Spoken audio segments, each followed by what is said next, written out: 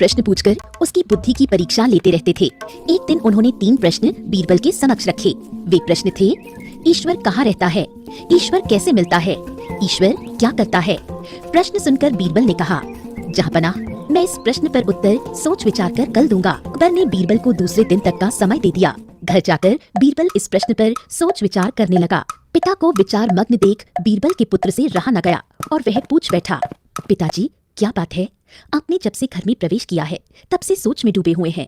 बीरबल ने अकबर द्वारा पूछे गए प्रश्न अपने पुत्र के आगे रख दिए। प्रश्न सुनकर बीरबल का पुत्र बोला, पिताजी इन प्रश्नों के उत्तर बादशाह अकबर को मैं दूंगा, आप कल मुझे अपने साथ दरबार ले चलिएगा। बीरबल राजी हो गया। अगले दिन वो अपने पुत्र को साथ लेकर दरबार पहुंचा। बीरबल को पुत्र के साथ आया देख अकबर सहित सारे दरबारी हैरान थे।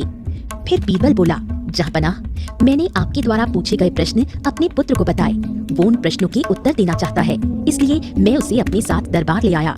इतना कहने के बाद बीरबल ने अपने पुत्र को अकबर के सामने कर दिया। बीरबल के पुत्र ने अकबर से कहा, जहाँपनाह, आपके पहले प्रश्न का उत्तर देने के पूर्व मैं चाहता हूँ कि आप सेवक से कहकर शक्कर घुला हुआ दूध मंगवाएं। कुछ देर में एक सेवक शक्कर घुला दूध लेकर हाजिर हुआ। बीरबल के पुत्र ने कहा, जहाँपनाह, जरा इस दूध को चख कर बताइए कि इसका स्वाद कैसा है। अकबर ने दूध चखा और बोले, इसका स्वाद मीठा है, क्या आपको इसमें शक्कर दिखाई पड़ रही है। बीरबल के पुत्र ने पुनः प्रश्न किया, नहीं तो वो कैसे दिखाई देगी, वो तो पूरी तरह से दूध में घुल चुकी है। अकबर बोले, जी हुजूर, ठीक उसी तरह ईश्वर भी संसार की हर वस्तु में रचा बसा हुआ है। यदि उनकी खोज करें तो वो हर वस्तु में मिलेंगे। इसके बाद बीरबल के पुत्र ने दही मंगवाकर अकबर से पूछा, जहाँपनाह, क्या इस दही में मक्खन दिखाई दे रहा है। मक्खन तो दही मथने के बाद ही दिखाई पड़ेगा। अकबर बोले, जी जहाँपनाह, ठीक इसी तरह ईश्वर की प्राप्ति गहन मंथन के उपरांत ही हो सकती है। ये आपके दूसरे प्रश्न का उत्तर है। दोनों उत्तरों से संतुष्ट होने के उपरांत अकबर ने तीसरे प्रश्न का उत्तर पूछा। इस पर बीरबल के पुत्र ने कहा, जहाँपनाह, इस प्रश्न का उत्तर भी तभी दे पाऊंगा जब आप मुझे अपना गुरु मान लेंगे। अकबर बोले, ऐसी बात है तो मैं तुम्हें अपना गुरु मानता हूँ।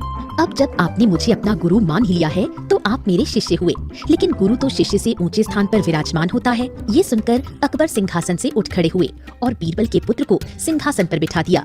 वो स्वयं नीचे आकर बैठ गए। अकबर के सिंहासन पर बैठकर बीरबल का पुत्र बोला, जहाँपनाह, ईश्वर की यही लीला है, वो एक क्षण में राजा को रंक और रंक को राजा बना देता है।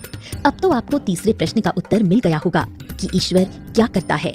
ये सुनकर अकबर एक क्षण को मौन पड़ गए, लेकिन फिर उन्होंने बीरबल के पुत्र की अक्लमंदी की खूब तारीफ की और उसे पुरस्कृत भी किया।